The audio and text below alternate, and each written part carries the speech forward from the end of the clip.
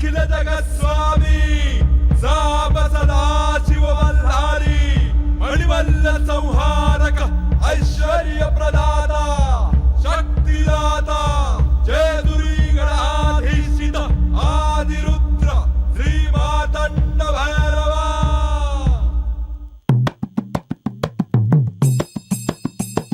जय देवा जय देवा जय देवा जय देवा जय देवा जय शिव मार्तंडा.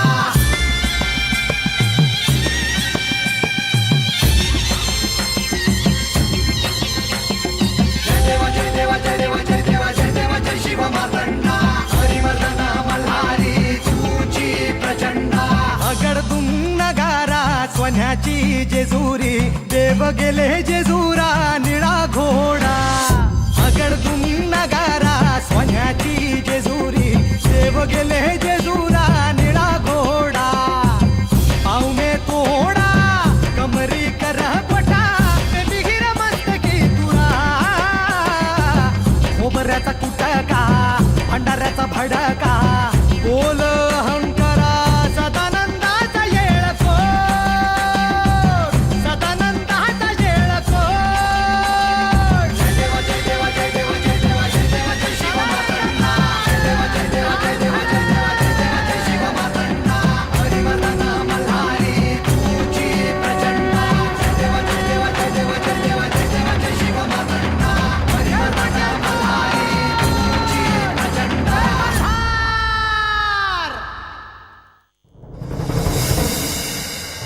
मी इंद्रदेवांना बोलवणे पाठवले खरे, पण त्यांना नेमकं काय सांगावं हे कळत नाही. पण त्यांना हे तर विचारणं भाग आहे की मला औपचारिक आमंत्रण का नाही दिले.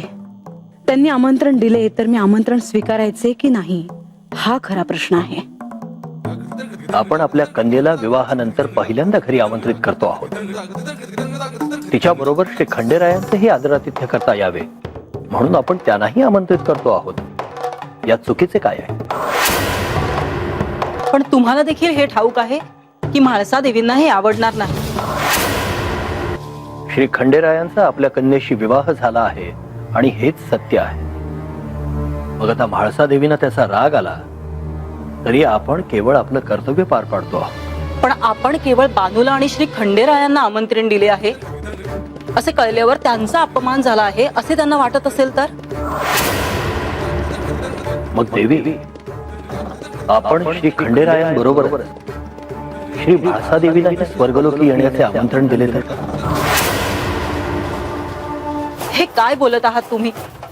म्हाळसा देवी हे कसे मान्य करतील? आता या क्षणी याशिवाय दुसरा कोणताही मार्ग मला तरी दिसत नाही. देवी आता अधिक वेळ घालवणे योग्य नव्हे. मी त्यांना भेटून येतो. मलाही त्यांना भेटणे आवश्यकच वाटते. तुम्हाला देखील त्यांच्याशी काही महत्वाचे बोलायचे आहे का?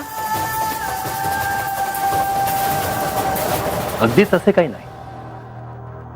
पण देवी आपण जेजुरीत आल्यापासून त्यांची भेट घेतली नाही.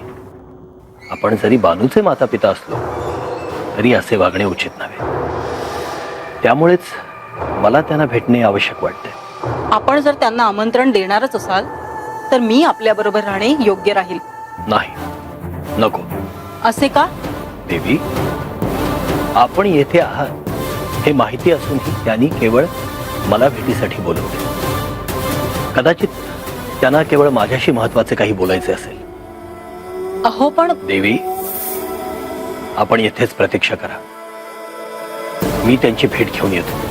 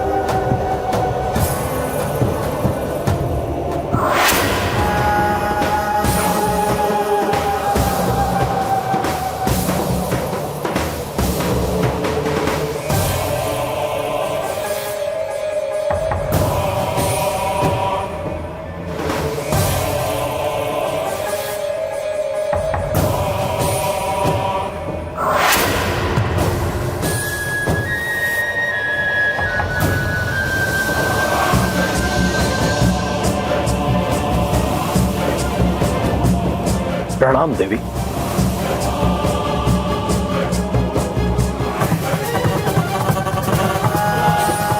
देवी, आपण मला बोलावलं म्हणून मी आलोय. आपण भेटणं मला खूप महत्वाचं वाटलं म्हणून मी तुम्हाला बोलवलं. काय सांगायचंय? सांगेन. घाई कसली आहे? बानूच्या विवाहानंतर आपण पहिल्यांदाच भेटतो आहोत. देवी, श्री खंडेराय आणि बानू यांचा विवाह सोहळा मोठ्या थाटामाटात पार पडला हे आपल्याला कळले असेल. अत्यंत भव्य असा सोहळा होता.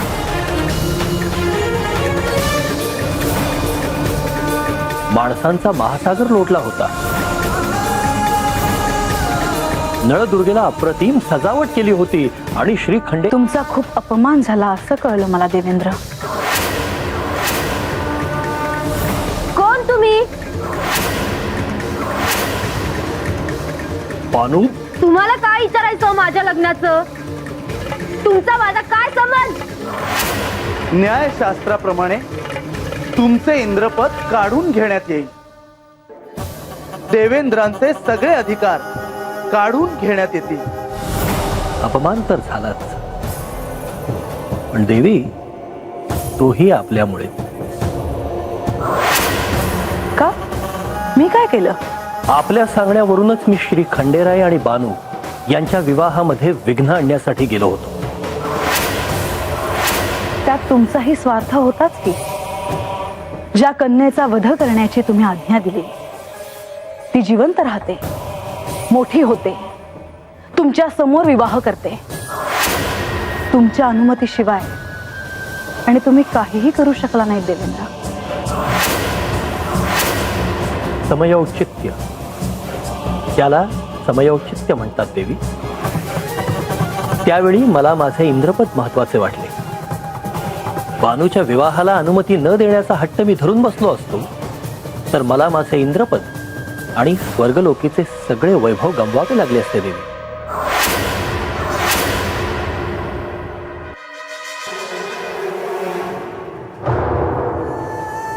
तुमच्या पराभवामुळे मी माझ्या पतीला हरवून बसले, त्याचं काय? हे तिच्यामुळे झालं जी तुमची कन्या आहे.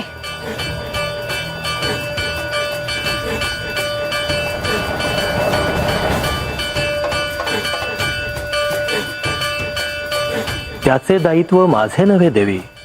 पण तुम्ही ते घेतले आहे. तुमच्या दृष्टीने तुमच्या शब्दाला, वचनाला काहीही मूल्य नाही का? देवी, प्रत्यक्ष श्री महादेवांची इच्छा असताना, त्यांनी वचन दिलेले असताना माझ्या वचनाचे मूल्य ते काय देवी? कसले वचन? देवी, आपण मला इथे पाचारण का केले हे आपण अद्याप सांगितलेले नाही. स्वर्गात आमंत्रणाची कल्पना कोणाची? शची, ही कल्पना शची देवींची. कन्येसाठी जीव तुटतो तिचा. मी तरी काय करणार? कन्येच्या प्रेमापोटी आंधळी झाली आहे ती. हो, पण माझ्या दुःखावर मीठ लावून जाऊ नका. मी ते होऊ देणार नाही. पण तसं झालं तर देवी, शचीकडून आणि माझ्याकडून एक गोष्ट राहूनच गेली होती. खरं तर आम्ही प्रत्यक्ष येऊन आपल्याला स्वर्गलोकी येण्याचे आमंत्रण देणार होतो. पण आता मी आपल्याला विनंती करतो की आपण स्वर्गलोकी यावे आणि आमचे आदरातिथ्य स्वीकारावे.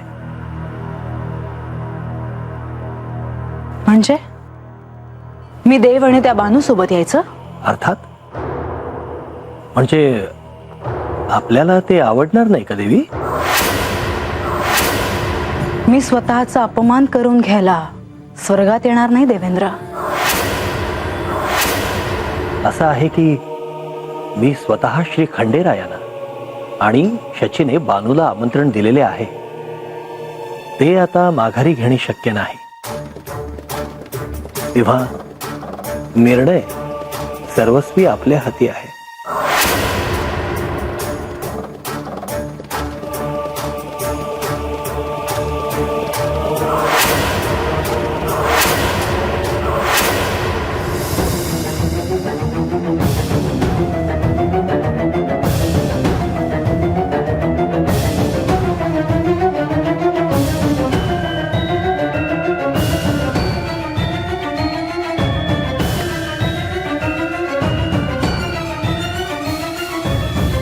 म्हाळसा,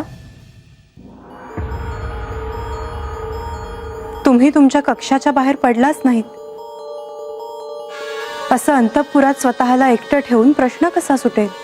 काय करणार, प्रत्येक निर्णायक वेळी मलाच स्वतःला स्वतःसाठी झगडावं लागतं. स्वतःला स्वतःच्या प्रश्नांची उत्तरं मिळवावी लागतात.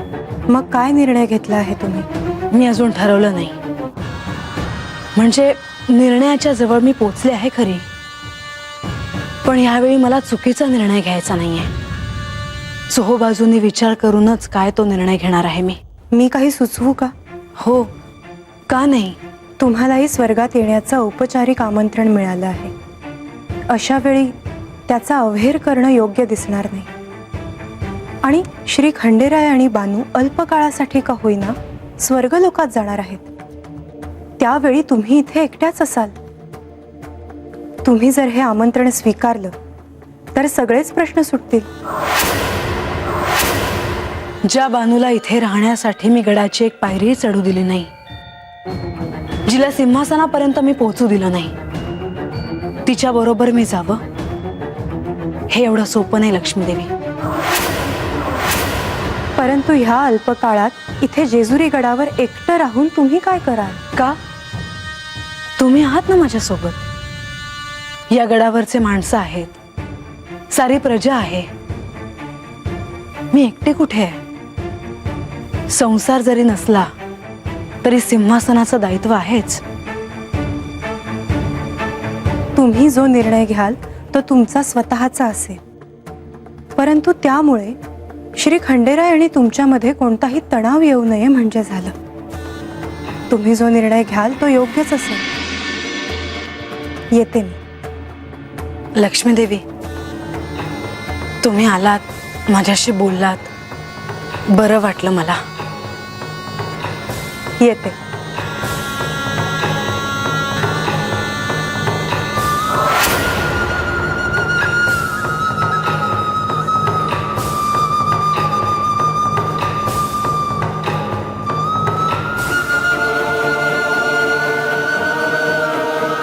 काय म्हणाल्या म्हाळसा देवी? काय विशेष नाही देवी. मी श्री म्हाळसा देवींना देखील श्री खंडेरायांच्या सोबत स्वर्गलोकी येण्याचे औपचारिक आमंत्रण देऊन आलोय. त्यावर त्या काय म्हणाल्या? देवी, आपला निर्णय त्या इतक्या त्वरित सांगणार नाहीत. आपण श्री खंडेरायांसमवेत बानूलाही आमंत्रित केलंय हे विसरता. ते मी तिला सांगितलं म्हणून तिला कळलं. तुम्ही तर तिला भेटायला सुद्धा गेला नाही. कारण मला आधी श्री खंडेरायांना भेटणे महत्वाचे वाटले. मला अजूनही असं वाटतं की तुम्ही बानूचा कन्या म्हणून स्वीकार केलेला नाही. नाहीतर कितीही काहीही झालं असतं तरी तुम्ही तिला भेटला असतातच. तिच्या विवाहात तुमच्या झालेल्या अपमानामुळे तुम्ही तिचा स्वीकार केला नाही असं तर नाही ना?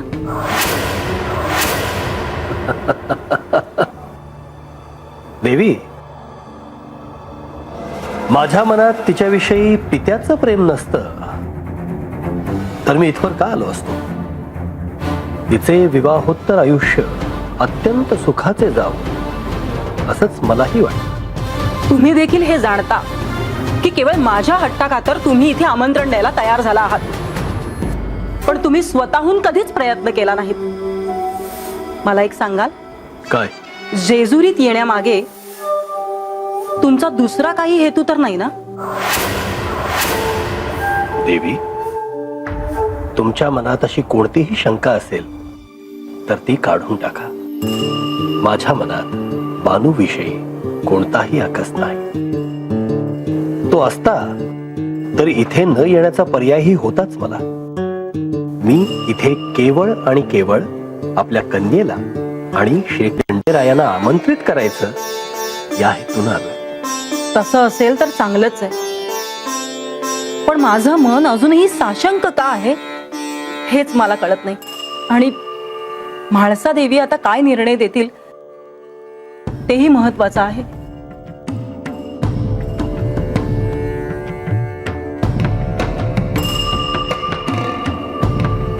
माझ्या कन्येचा भाग्यविधाता होण्याची आणखी एक संधी मला मिळाली आहे आणि आता मला ते सिद्ध करायचंच आहे.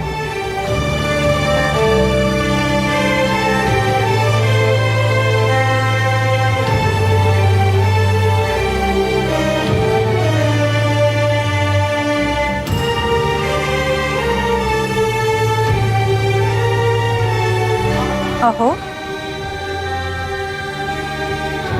देवी, मी तुम्हाला कक्षात सगळीकडे शोधलं, तुम्ही कुठेच दिसला नाहीत. कुठे गेला होतात? मी म्हाळसा देवींना भेटायला गेले होते. काही समस्या? समस्या आहे की नाही हे त्यांच्या निर्णयावरच अवलंबून आहे. श्री खंडेराय आणि बानू इंद्रदेवांकडे जाणार हे जवळपास निश्चित झालं आहे. इंद्रदेवांनी म्हाळसा देवींना देखील स्वर्गलोकात येण्याचं आमंत्रण दिलं आहे. त्यामुळे आता म्हाळसा देवी काय निर्णय घेतात त्यावर सारं काही अवलंबून आहे. त्यांचा निर्णय जाणून घेण्यासाठी तर तुम्ही त्यांना भेटला नव्हतात ना? नाही, इंद्रदेवांनी दिलेलं आमंत्रण त्यांनी स्वीकारावं असं मी त्यांना सुचवलं. देवी, अहो मला ठाऊक आहे की त्यांना हे मान्य होणार नाही, परंतु मला जे योग्य वाटलं ते मी त्यांच्याशी बोलले. अर्थातच त्यांना देखील हे पटलेलं नाही हे मला जाणवलं. स्वाभाविक आहे, हा त्यांना त्यांचा अवमान वाटत असणार. ह्या सगळ्यात इंद्रदेव जणू धर्मसंकटात सापडले आहेत. आणि हे सारं ठाऊक असताना देखील ते इथे आले, याचा अर्थ इंद्रदेवांच्या मनात काहीतरी चालू असणार हे नक्की.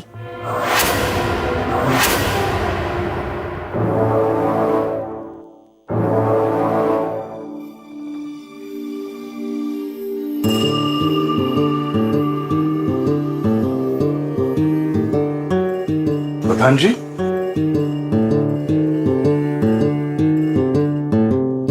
तुम्ही पायथ्यावरून गडावर येता आहात असं कळलं, म्हणून भेटायला आलो. ब्राह्ममुहूर्त जवळ आला आहे म्हणून आलो. मला वाटलं प्रधानजी, मी बानूच्या वाड्यावर नाही थांबलो, कारण वेळ निर्णायक आहे. स्वर्गात जाण्याचं जे आमंत्रण आहे त्याबद्दल बाणाईचं काय म्हणणं आहे? तिची स्वर्गलोकात जाण्याची इच्छा आहे आणि मला तिची इच्छा पूर्ण करावी लागेल. मी समजलो नाही. मी तिला तसे वचन दिले आहे. तिची स्वर्गलोकात जाण्याची इच्छा आहे आणि मला तिची इच्छा पूर्ण करावी लागेल. मी तिला तसे वचन दिले आहे. म्हणजे तुम्ही आणि बाणाई स्वर्गलोकी जाणार हे नक्की? होय. मग मला तुम्हाला एक वार्ता सांगायची आहे. कशाविषयी? अर्थातच आमंत्रणाविषयी. सांगा. देवेंद्रांनी श्री म्हाळसा देवींना देखील स्वर्गात येण्याचे आमंत्रण दिले आहे.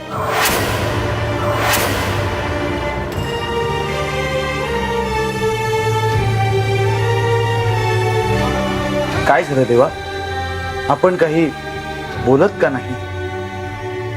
प्रधानजी, विचार करतोय की हे असं कसं घडलं असावं.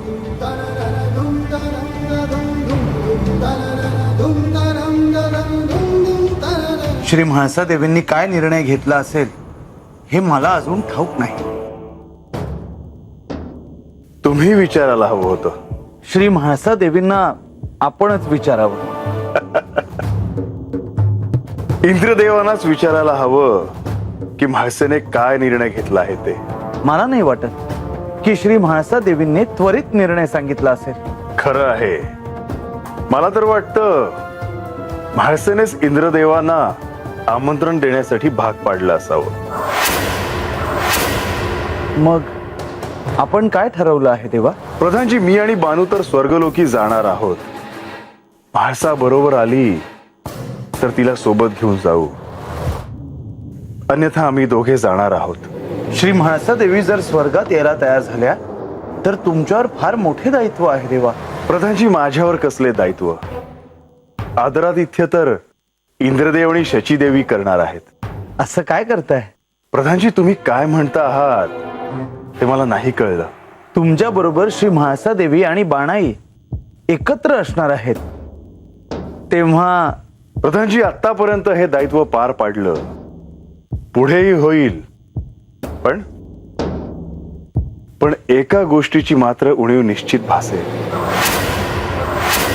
तुम्ही सांगा देवा, काय उणीव आहे? त्याची मी व्यवस्था करतो. नाही, तुम्हाला ती व्यवस्था नाही करता येणार. असं कसं होईल देवा? तुम्ही काय म्हणता आहात मला नाही कळलं. प्रधानजी, मला म्हणायचं आहे की जर काही गंभीर समस्या उद्भवली तर मला तुमची उणीव मात्र निश्चित भासेल. देवा, आपण केवळ स्मरण करावे, मी उपस्थित होईन. नाही, तुम्ही लक्ष्मी देवींना वेळ द्यावा. परंतु देवा, तुम्ही परत आल्यावर आख्यान सुरू करायचे आहे. आणि जर असं झालं की स्वर्गलोकातच दोघींपैकी कोणाला तरी त्यांच्या मूळ स्वरूपाचे स्मरण झाले तर